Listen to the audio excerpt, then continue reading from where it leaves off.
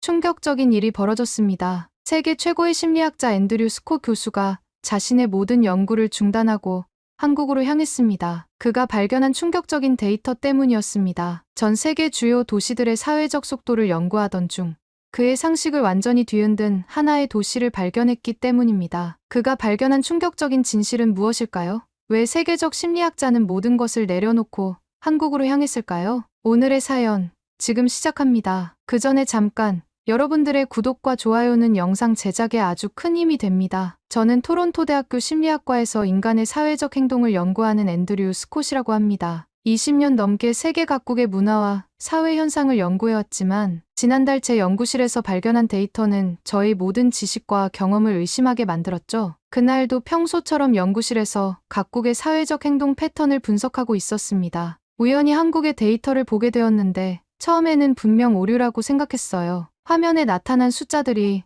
너무나 비현실적으로 보였거든요. 한 달 전 세계 주요 도시의 일상생활 속도를 측정하는 프로젝트를 시작했었습니다. 지하철 탑승 시간, 은행 업무 처리 속도, 식당 주문부터 서빙까지 걸리는 시간 등을 조사했죠. 그런데 서울의 데이터만 완전히 달랐습니다. 다른 도시들의 평균보다 3배나 빨랐어요. 연구실 조교에게 데이터를 3번이나 다시 확인해달라고 했습니다. 하지만 결과는 모두 같았어요. 서울의 지하철은 30초 단위로 운행되고 은행 업무는 5분 안에 끝났으며 음식점에서는 주문하자마자 음식이 나왔다는 거였죠. 더 놀라웠던 건 그 속도에 비해 오류율은 오히려 더 낮았다는 점이었습니다. 보통 속도가 빨라지면 실수도 늘어나기 마련인데 한국은 정반대였어요. 한참을 고민하다 결국 연구실 문을 박차고 학과장실로 향했죠. 3개월간 한국에 다녀오겠습니다. 학과장은 제가 미쳤다는 듯한 표정을 지었습니다. 하지만 전 확신했어요. 이건 단순한 문화적 차이가 아닌 인류 역사상 유례없는 사회적 진화일지도 모른다고요. 그렇게 저는 한국행 비행기에 올랐습니다. 20년간의 연구 경력도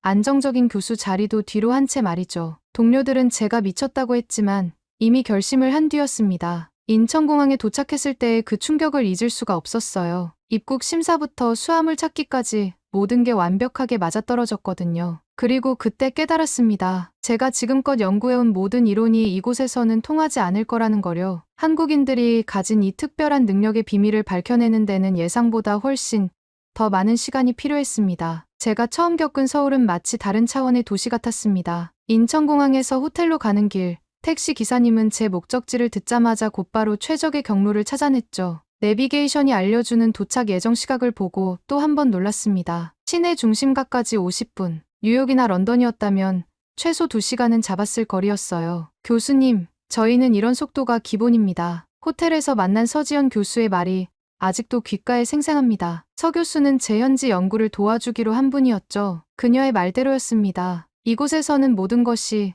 제가 알던 속도의 기준을 완전히 벗어나 있었어요. 첫날 점심, 서 교수와 찾은 식당에서는 더 큰 충격을 받았습니다. 주문을 하자마자 테이블 위에 반찬들이 놓이기 시작했고 채 5분도 되지 않아 뜨거운 음식이 나왔어요. 미국에서 패스트푸드점도 이렇게 빠르진 않았습니다. 그날 오후, 서 교수의 안내로 한 대형 쇼핑몰에 갔습니다. 입구에서 휴대폰을 꺼내 뭔가를 보여주는 사람들이 눈에 띄었어요. 알고 보니 미리 온라인으로 주문한 물건을 찾으러 온 사람들이었습니다. 주문하고 1시간 만에 매장에서 찾아갈 수 있다는 거예요. 이건 정말 놀랍네요. 미국에서는 보통 이틀은 걸리는데 제 말이 채 끝나기도 전에 서 교수가 웃으며 말했습니다. 1시간이 너무 길다고 생각하시면 배송 요청하시면 됩니다. 3시간 안에 집 앞까지 가져다 드려요. 그날 저녁 호텔 방으로 돌아와 노트북을 펼쳤습니다. 하루 동안 목격한 일들을 정리하면서 한 가지 특이한 점을 발견했죠. 이곳의 빠름은 단순한 속도가 아니었습니다. 그 안에는 놀라운 정확성과 체계가 있었어요. 다음 날 아침, 일찍 일어나 호텔 주변을 산책했습니다. 새벽 5시였는데도 거리는 이미 활기가 넘쳤어요. 새벽 배송 트럭들이 분주히 움직였고 편의점에는 각 구운 빵 냄새가 가득했죠. 지하철역에서는 출근길 사람들이 물 흐르듯 자연스럽게 움직이고 있었습니다. 문득 지하철역 전광판의 시간을 보고 또 한 번 놀랐습니다. 열차 도착 시간이 분 단위가 아닌 초 단위로 표시되어 있었거든요. 더 놀라운 건 그 시간이 정확히 지켜진다는 거였습니다. 이날부터 저는 매일 아침 일찍 일어나 이 도시의 움직임을 관찰하기 시작했어요. 사람들이 어떻게 움직이는지, 시스템이 어떻게 작동하는지 꼼꼼히 기록했죠. 그리고 점점 더 흥미로운 패턴들이 보이기 시작했습니다. 이곳 사람들은 시간을 다르게 인식하고 있었어요. 그들에게 빠름은 선택이 아닌 기본값이었습니다. 하지만 그 속도는 결코 불안정하거나 위험하지 않았어요. 오히려 놀라울 정도로 안정적이고 효율적이었죠. 한 달간의 관찰을 통해 한 가지 확실한 사실을 알게 되었습니다. 이곳의 시간은 마치 압축된 것 같았어요. 하지만 그 압축 과정에서 어떤 것도 손실되지 않았죠. 오히려 더 많은 것들이 더해졌습니다. 이것이 바로 한국이 가진 특별한 능력이었습니다. 그렇게 저는 이 특별한 능력의 비밀을 밝혀내기 위해 더 깊이 연구를 시작했습니다. 그리고 그 과정에서 제가 발견한 것들은 제 예상을 훨씬 뛰어넘는 것들이었죠. 서울에서의 두 번째 달, 저는 이 도시가 가진 특별한 힘의 원천을 찾아 나섰습니다. 처음에는 단순히 성격 때문이라고 생각했어요. 한국 사람들이 그저 성격이 급해서 그런가 보다 했죠. 하지만 서지연 교수와 함께 연구를 진행하면서 제 생각이 완전히 틀렸다는 걸 깨달았습니다. 우리는 첫 번째 연구 대상자로 한 배달 라이더를 만났어요. 10년차 베테랑 라이더였죠. 그의 이야기는 제 고정관념을 완전히 깨부숴버렸습니다. 빨리 배달하는 게 중요한 게 아닙니다. 고객이 원하는 시간에 맞추는 게 중요하죠. 그러려면 도로 상황, 날씨, 식당 준비 시간까지 모든 걸 계산해야 해요. 그의 휴대폰 화면에는 믿을 수 없을 정도로 복잡한 패턴의 지도가 떠 있었습니다. 수십 개의 주문을 동시에 처리하면서도 모든 음식을 적정 온도로 배달하기 위한 최적의 경로였죠. 다음으로 만난 사람은 대기업에서 일하는 김진수 과장이었습니다. 그의 하루 일과를 듣고 저는 충격에 빠졌어요. 아침 회의부터 시작해서 해외 화상 미팅, 현장 실사, 보고서 작성까지.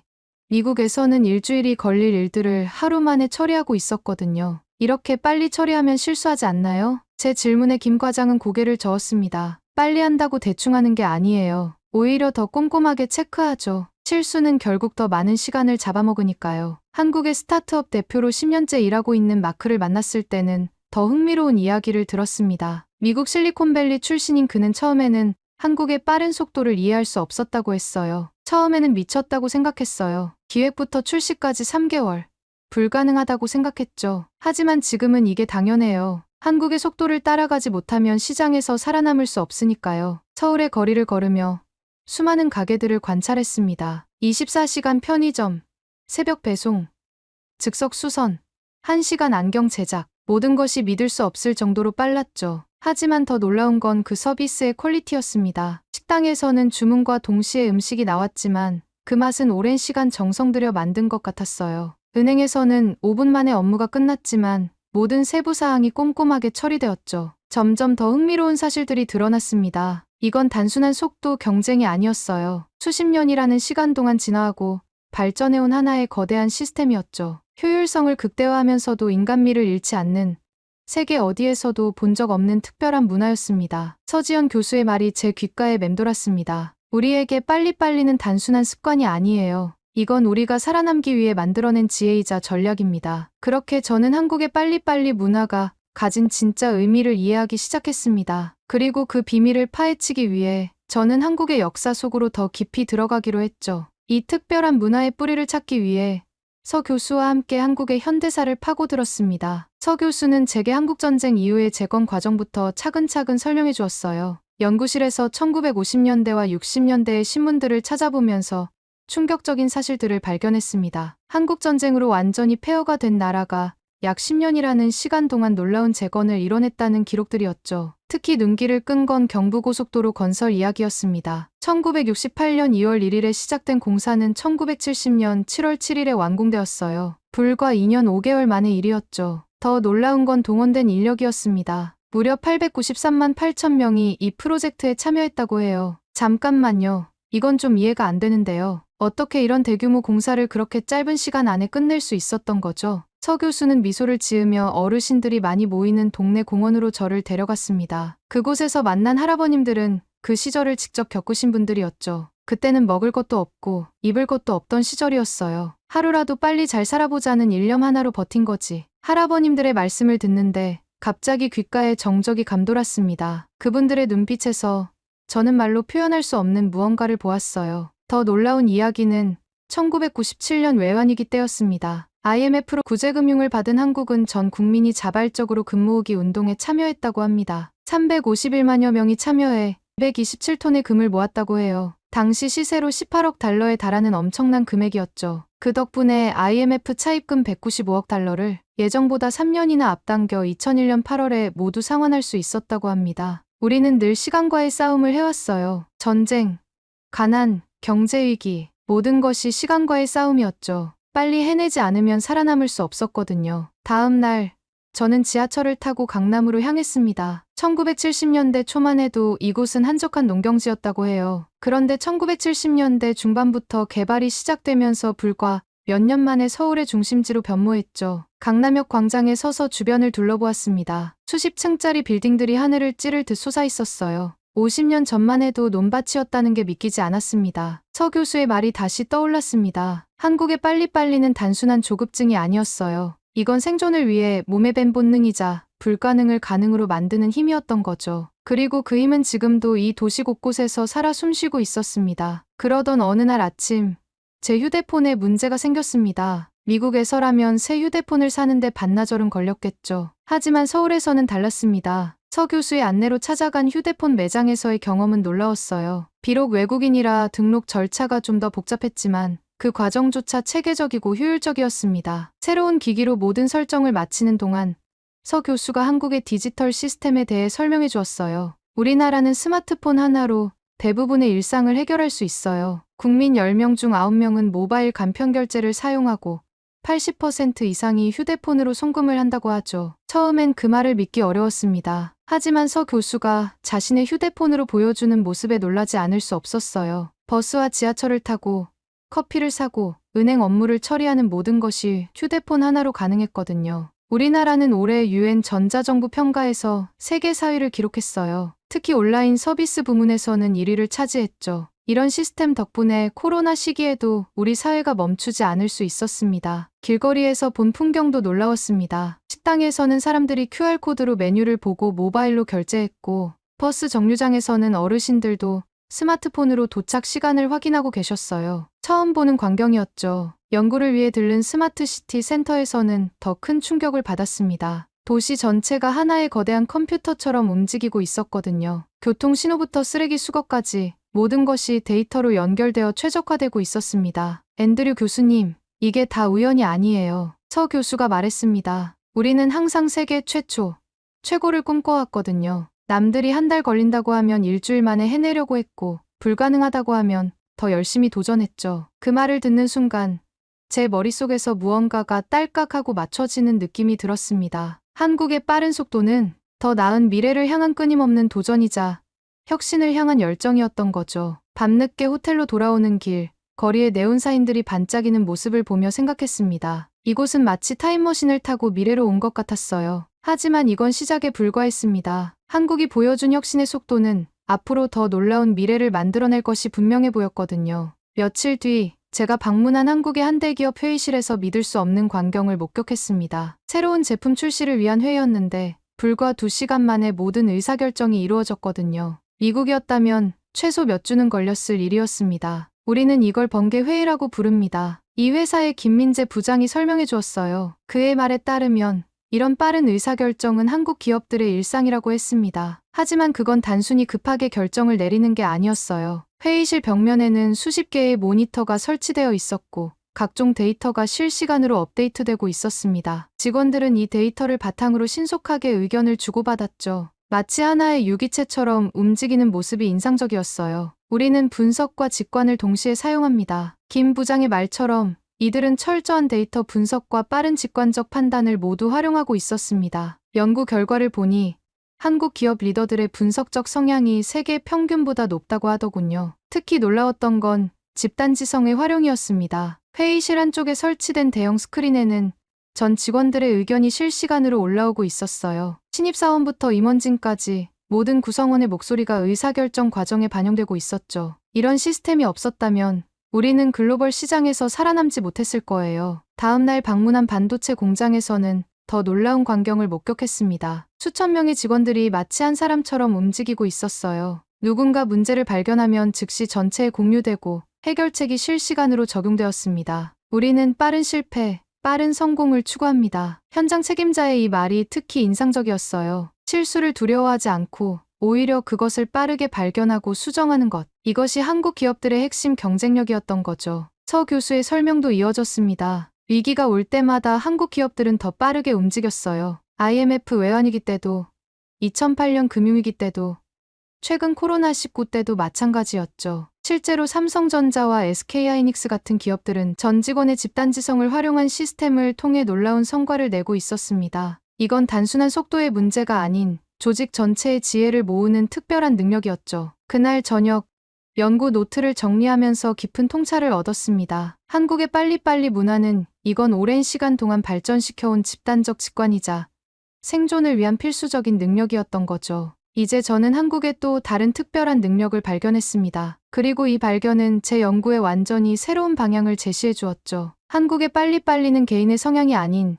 집단의 지혜였던 겁니다. 그리고 이런 집단의 지혜가 새로운 세대를 만나 어떻게 진화하는지 며칠 뒤에 목격하게 되었습니다. 강남의 어느 카페에서 서 교수와 만난 그날, 저는 한국의 또 다른 면을 발견하게 되었습니다. 매장 안은 노트북을 펼쳐놓고 일하는 젊은이들로 가득했어요. 요즘 젊은 세대들은 우리와는 다른 방식으로 빨리빨리를 해석하고 있어요. 서 교수의 말처럼 이들은 분명 빨랐지만 그 모습은 제가 지금까지 본 한국의 모습과는 달랐습니다. 옆자리의 청년은 노트북으로 회의를 하면서 동시에 태블릿으로 문서 작업을 하고 있었고 심지어 주문한 커피가 나오자 스마트워치로 결제까지 했죠. 서 교수는 요즘 젊은 세대들은 태어날 때부터 디지털 환경에서 자랐기 때문에 여러 가지 일을 동시에 처리하는 게 자연스럽다고 했습니다. 실제로 이들은 놀라운 멀티태스킹 능력을 보여주었습니다. 화상회의를 하면서 문서를 작성하고 채팅으로 동료와 소통하고 때로는 SNS도 확인하는 이 모든 걸 동시에 해내면서도 높은 효율성을 유지했어요. 다음 날 한 스타트업을 방문했을 때는 더 흥미로운 광경을 목격했습니다. 오전 11시였는데 사무실이 텅 비어 있었죠. 재택근무하시는 분들이 많으세요. 굳이 출근할 필요가 없거든요. 오히려 이게 더 효율적이에요. 김 대표의 설명이었습니다. 그의 회사는 완전 자율 출퇴근제를 시행하고 있었어요. 직원들은 각자 가장 생산성이 높은 시간과 장소를 선택해 일했고 그 결과는 놀라웠습니다. 우리 세대는 빨리 끝내고 빨리 쉬자가 모토예요. 야근을 많이 한다고 해서 일을 잘하는 게 아니잖아요. 20대 개발자 이지연 씨의 말이 특히 인상적이었습니다. 그들에게 빨리빨리는 단순한 속도가 아닌 똑똑하게 일하는 방식이었던 거죠. 업무 시간에는 초집중해서 일하고 퇴근 후에는 확실하게 자신의 시간을 가졌습니다. 교수님, 저희는 부모님 세대처럼 무조건 빨리 하지는 않아요. 대신 더 스마트하게 일하죠. 실제로 이들은 새로운 형태의 효율성을 만들어내고 있었습니다. 불필요한 회의는 과감히 줄이고 카카오톡으로 빠르게 의사결정을 하고 클라우드로 실시간 협업을 하는 이전 세대의 빨리빨리가 육체적인 것이었다면 이들의 것은 디지털 기술을 활용한 스마트한 효율성이었습니다. 서울 한복판의 공유 오피스에서 만난 프리랜서들의 모습도 인상적이었어요. 그들은 여러 프로젝트를 동시에 진행하면서도 확실한 삶의 균형을 유지하고 있었습니다. 빨리 성공하는 것보다 제 속도로 성장하는 게 더 중요해요. 물론 그 과정은 최대한 효율적으로 만들죠. 한국의 젊은 세대들은 부모 세대의 빨리빨리 문화를 그들만의 방식으로 재해석하고 있었습니다. 무조건적인 속도 경쟁이 아닌 디지털 기술과 효율성을 기반으로 한 새로운 문화를 만들어가고 있었죠. 그날 저녁 한강변을 걸으며 생각했습니다. 한국의 빨리빨리는 또 한 번 진화하고 있었어요. 이제는 단순히 빠른 것이 아닌 똑똑하게 빠른 문화로 변화하고 있었습니다. 그리고 이런 변화야말로 한국이 가진 또 하나의 특별한 능력이 아닐까 하는 생각이 들었죠. 2개월 반이 지난 어느 날 토론토로 돌아가기 전 마지막 인터뷰를 위해 한국의 한 자동차 연구소를 찾았습니다. 그곳에서 만난 미국인 연구원의 말이 아직도 귓가에 생생합니다. 처음 한국에 왔을 때는 이해할 수 없었어요. 모든 게 너무 빨랐거든요. 하지만 지금은 알겠습니다. 이게 바로 미래의 모습이라는 거요. 그의 말처럼 제가 한국에서 보낸 시간은 마치 미래로의 여행 같았습니다. 스마트폰 하나로 모든 것이 해결되는 나라, 전 국민이 초고속 인터넷을 사용하는 나라, 그리고 무엇보다 불가능을 가능으로 만드는 나라. 한국의 이런 특별한 능력은 이제 전 세계가 주목하고 있었습니다. 중국의 IT 기업들은 한국의 배달 시스템을 벤치마킹하고 유럽의 도시들은 한국의 전자정부 시스템을 도입하고 있었죠. 심지어 실리콘밸리의 기업들조차 한국의 빠른 의사결정 시스템을 연구하고 있었습니다. 박사님의 연구가 우리 학계에 큰 반향을 일으킬 것 같네요. 서 교수의 말에 저는 고개를 저었습니다. 제가 발견한 것은 단순한 학문적 발견이 아니었으니까요. 이건 인류의 새로운 가능성에 대한 발견이었습니다. 인천공항으로 가는 길, 차창 밖으로 스쳐 지나가는 서울의 풍경을 보며 생각했습니다. 3개월 전, 저는 이곳에 한국인들의 비정상적인 속도를 연구하러 왔었죠. 하지만 이제는 압니다. 비정상적인 건 우리의 고정관념이었다는 거려. 한국의 빨리빨리는 단순한 습관이 아니었습니다. 이건 미래를 향한 끊임없는 도전이자 더 나은 세상을 만들어가는 원동력이었습니다. 그리고 이제 이 특별한 문화는 전 세계로 퍼져나가고 있었죠. 비행기에 오르기 전 마지막으로 서 교수와 포옹을 나눴습니다. 교수님, 결국 저희가 한국을 이해하게 만드셨네요. 서 교수는 환하게 웃으며 말했습니다. 아니요, 앤드류 교수님. 우리는 그저 세상이 어떻게 변할 수 있는지 보여드렸을 뿐이에요. 비행기 안에서 제 연구 노트를 정리하며 마지막 문장을 적었습니다. 한국은 이미 미래에 살고 있다. 그들의 속도는 비정상이 아니다. 오히려 그들은 인류가 나아가야 할 방향을 보여주고 있다. 이제 우리가 한국을 배워야 할 때다. 창밖으로 멀어지는 서울의 불빛을 바라보며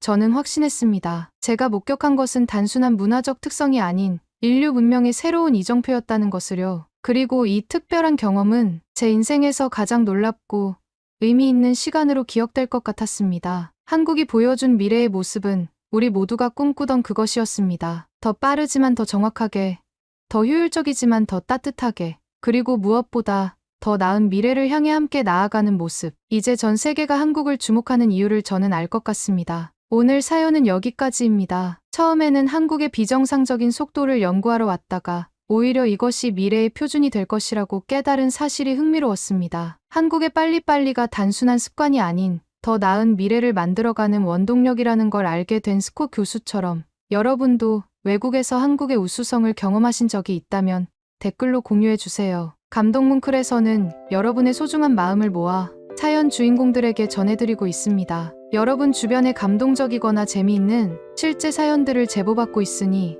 언제든 저희 공식 메일로 제보해주세요. 오늘 들려드린 사연에 공감하셨다면 구독과 좋아요 눌러주시고 주변 분들과도 공유해주세요. 여러분의 작은 관심과 응원이 더욱 좋은 콘텐츠를 만드는 데 큰 힘이 됩니다. 오늘도 여러분의 하루의 작은 즐거움이라도 되었기를 바라며 지금까지 감동뭉클이었습니다. 끝까지 시청해주셔서 감사합니다. 다음에 더 감동적인 사연으로 찾아뵙겠습니다.